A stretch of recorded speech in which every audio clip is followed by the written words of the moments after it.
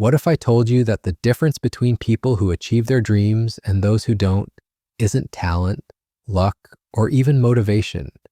It's something far simpler and more powerful. The secret lies in understanding how your brain actually works and using that knowledge to build a system that makes success inevitable.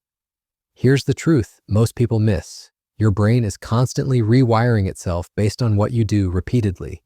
Every single day, you're either building neural pathways that lead to success or reinforcing patterns that keep you stuck.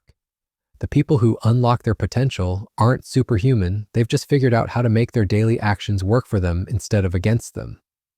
In the next 15 minutes, I'm going to show you exactly how to harness this science to transform your life. This isn't about willpower or motivation, it's about understanding the mechanics of change and using them to your advantage. By the end of this video, you'll have a complete system for building habits that actually stick, and I'll show you the specific techniques that have helped thousands of people break through barriers they thought were permanent. But here's what makes this different from every other habit video you've watched. I'm not just going to tell you what to do. I'm going to show you why it works at the neurological level and give you the exact framework I use with my clients who've achieved remarkable transformations. This is the system that turns average people into exceptional ones. Chapter 1: The compound effect of micro changes. Your brain doesn't recognize the difference between a small, positive action and a large one when it comes to building neural pathways.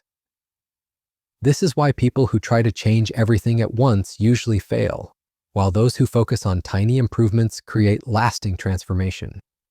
Think about it this way: if you improve just 1% every day for a year, you'll end up 37 times better than when you started. But if you get 1% worse each day, you'll decline nearly down to 0. The mathematics of small changes are staggering, yet most people ignore them because they seem insignificant in the moment. Here's the science behind why this works. Every time you perform an action, your brain creates a neural pathway. The more you repeat that action, the stronger that pathway becomes. Eventually, it becomes so strong that the behavior happens automatically without conscious effort. This is why brushing your teeth doesn't require willpower. It's become a neural superhighway. But here's the problem most people face. They try to build superhighways overnight instead of starting with dirt paths. They commit to working out for an hour every day instead of starting with 5 minutes. They decide to read for 2 hours instead of 2 pages. This overwhelms the brain's capacity for change and triggers resistance. The solution is to start so small that your brain doesn't even notice you're changing. Want to start exercising? Begin with putting on your workout clothes. Want to read more? Start with 1 page. Want to meditate? Start with 1 breath. These micro actions seem laughably small, but they're building the foundation for massive change. Chapter 2: The Identity Shift Strategy. Most people try to change their actions without changing their identity, and that's why they fail. You don't rise to the level of your goals, you fall to the level of your identity. If you see yourself as someone who isn't good with money, you'll sabotage your financial progress.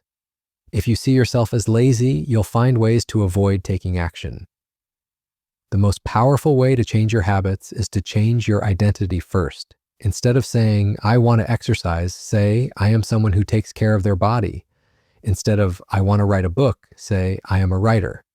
This subtle shift changes everything because now you're not trying to do something foreign.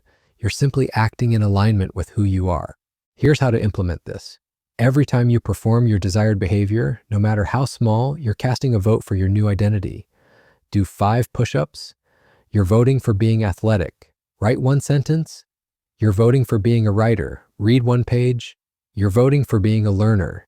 Each vote strengthens your new identity until it becomes unshakable. The beautiful thing about this approach is that it works both ways. As you change your identity, your actions naturally follow. And as you change your actions, your identity reinforces itself. It becomes a positive feedback loop that accelerates your transformation. Chapter 3: The Environment Design Principle.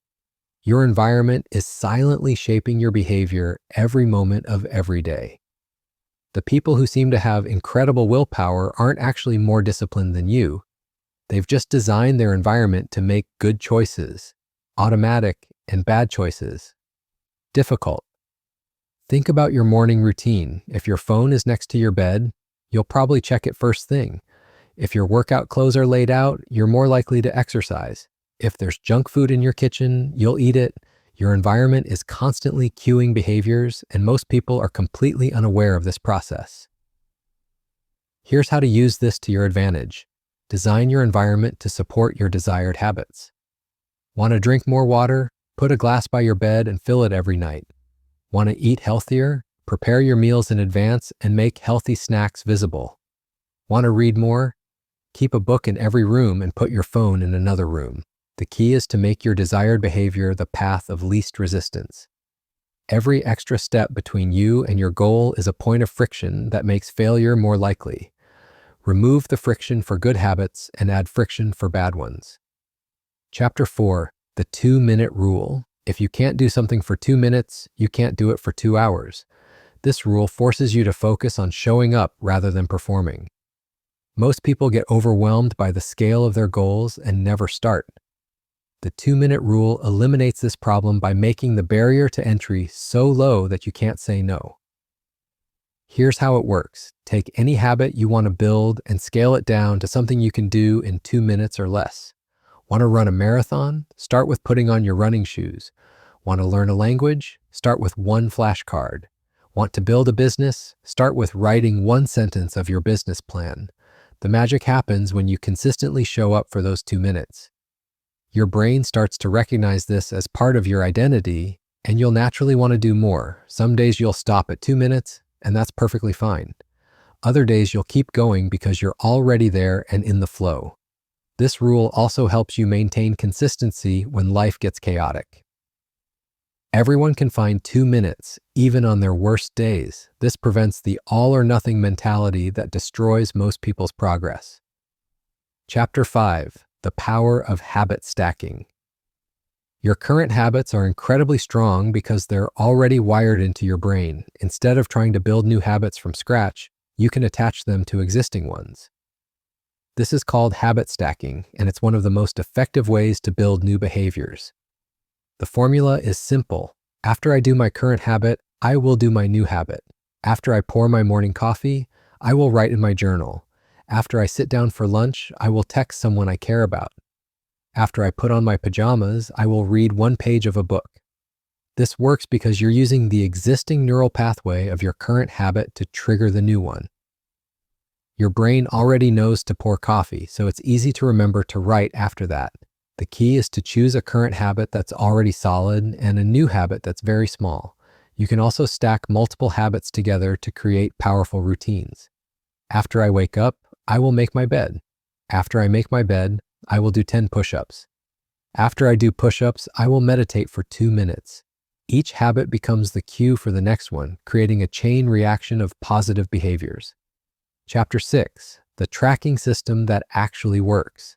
What gets measured gets managed, but most people track the wrong things in the wrong way. They focus on outcomes instead of processes, which leads to frustration and giving up. The key is to track your inputs, not your outputs. Instead of tracking how much weight you've lost, track how many days you've exercised. Instead of tracking how much money you've made, track how many sales calls you've made. Instead of tracking your final grade, track how many hours you've studied. This keeps you focused on what you can control and builds momentum through consistent action. The simplest tracking system is a habit tracker where you put an X for each day. You complete your habit. This visual representation of your progress is incredibly motivating and helps you see patterns in your behavior. When you see a chain of X's, you'll want to keep it going. But here's the crucial part. Track your habits immediately after you do them. Don't wait until the end of the day or you'll forget. The act of marking your progress reinforces the behavior and makes it more likely to stick. Remember, the goal isn't perfection, it's consistency. If you miss a day, don't beat yourself up. Just get back on track as quickly as possible. The people who succeed aren't the ones who never fail, they're the ones who fail fast and get back up. These principles work because they align with how your brain actually functions. You're not fighting against your nature, you're working with it. Start with one small habit today. Choose something so easy you can't say no, attach it to something you already do, and track your progress. Your future self will thank you for taking that first small step. The compound effect of these daily actions will surprise you. In 6 months, you'll look back and barely recognize the person you used to be.